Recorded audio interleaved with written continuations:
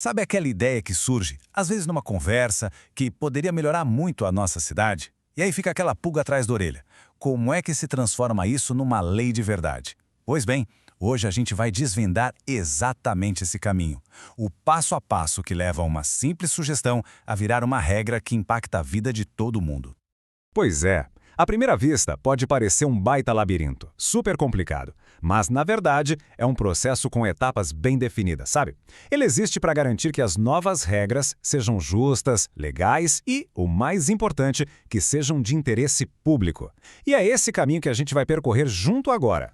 Traduzindo, o que é isso? É basicamente o conjunto de todos os atos, dos debates, das votações que acontecem lá na Câmara Municipal para dar vida a uma nova norma.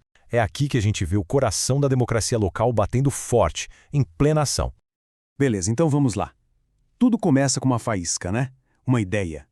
Pode ser uma necessidade que a comunidade percebeu ou uma sugestão para resolver um problema antigo, mas a pergunta é: quem é que tem o poder de acender essa faísca e dar o pontapé inicial para uma nova lei?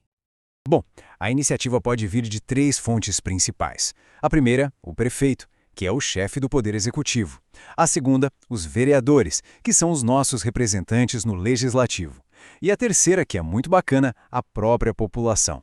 É a chamada Iniciativa Popular, que precisa de um número mínimo de assinaturas, mas olha, é uma ferramenta poderosíssima da democracia direta.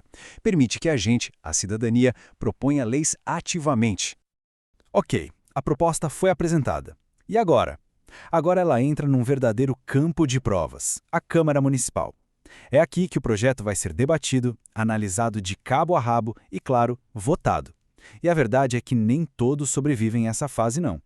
Antes de ir para o voto de todo mundo no plenário, o projeto passa por um filtro técnico. Pensa assim, existem comissões como a de Constituição e Justiça que funcionam como um controle de qualidade. Elas checam se a proposta respeita as leis maiores, se está de acordo com a Constituição. É tipo uma barreira de proteção para evitar que leis mal feitas ou ilegais sigam em frente. E aqui tem um conceito que é fundamental, o tal do quórum. Nada acontece sem quórum. Isso não é só uma regra burocrática, não. É uma garantia democrática. Assegura que as decisões que afetam a vida de todo mundo sejam tomadas por um número representativo de vereadores, evitando que um grupinho pequeno imponha a sua vontade. Agora vamos ver na prática como isso funciona. Para abrir os trabalhos, para dar início a uma sessão na Câmara de Teresina, por exemplo, é preciso ter pelo menos 1/3 dos vereadores presentes. Sem esse número, a sessão nem começa. Simples assim. Mas, na hora do vamos ver, na hora da votação, a exigência sobe. Aí é preciso ter a maioria absoluta dos membros, que é o primeiro número inteiro acima da metade. Em Teresina, que tem 29 vereadores, isso significa que no mínimo 15 precisam estar lá presentes para poder deliberar e aprovar a maioria das leis. Então, o ponto crucial é esse. Mesmo depois que o projeto passa por todo o debate e é aprovado na Câmara, ele ainda não é lei. Ele venceu uma batalha super importante, mas agora vai enfrentar a análise final do chefe do Poder Executivo. E agora chegamos no momento de alta tensão. O projeto, que foi aprovado pelos representantes do povo, está lá, na mesa do prefeito. E ele tem duas opções bem claras, com consequências totalmente diferentes uma da outra. Se o prefeito concorda com o projeto, ele sanciona, e aí a proposta avança. Mas se ele discorda, pode vetar, seja o projeto inteiro ou só uma parte.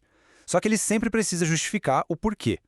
Essa dinâmica é um exemplo clássico do sistema de freios e contrapesos, sabe? Um poder fiscaliza o outro para proteger o interesse de todo mundo.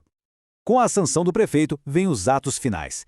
A promulgação é como se fosse a certidão de nascimento da lei. E a publicação, que geralmente acontece no Diário Oficial do município, é o que torna a lei pública e transparente. É a partir daí que ela passa a valer e se torna obrigatória para todo mundo, sem desculpa de não saber.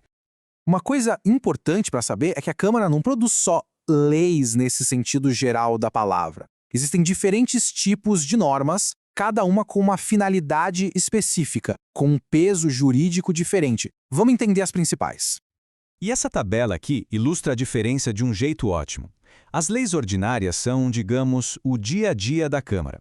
Já as complementares, por tratarem de temas mais delicados, exigem mais votos para passar. E aí temos os decretos e as resoluções, que são basicamente ferramentas para a própria Câmara se organizar e gerir seus assuntos, mostrando que ela tem autonomia. Pois é, Às vezes, mesmo depois de passar por todo esse processo, uma lei pode ter uma falha de origem, um vício, como se diz no direito. E esse vício pode invalidar a lei desde o comecinho. São erros fatais que podem derrubar uma lei inteira. O primeiro tipo de erro é o vício de iniciativa. Isso acontece quando alguém propõe uma lei sobre um assunto que não é da sua alçada. Por exemplo, a organização interna da prefeitura, quem trabalha onde. Isso é matéria exclusiva do prefeito. Se um vereador tenta legislar sobre isso, ele está invadindo a competência de outro poder. A lei já nasce com esse defeito fatal. O segundo erro é o vício de competência. Esse acontece quando o município tenta criar uma lei sobre um tema que a Constituição diz que é responsabilidade do Estado ou do governo federal. Leis de trânsito, por exemplo, são de competência federal. Se uma cidade resolvesse criar sua própria lei do cinto de segurança, ela seria inválida. Por quê? Porque desrespeita à divisão de poderes do nosso país. No fim das contas, entender esse processo todo não é só curiosidade, é uma ferramenta de cidadania, de verdade. Conhecer as regras do jogo permite fiscalizar melhor, participar mais e, claro, propor as mudanças que a gente quer ver. Afinal de contas, as leis da cidade começam com as necessidades de quem vive nela todos os dias. E aí, fica a pergunta: qual ideia está aí, guardada, pronta para começar essa jornada?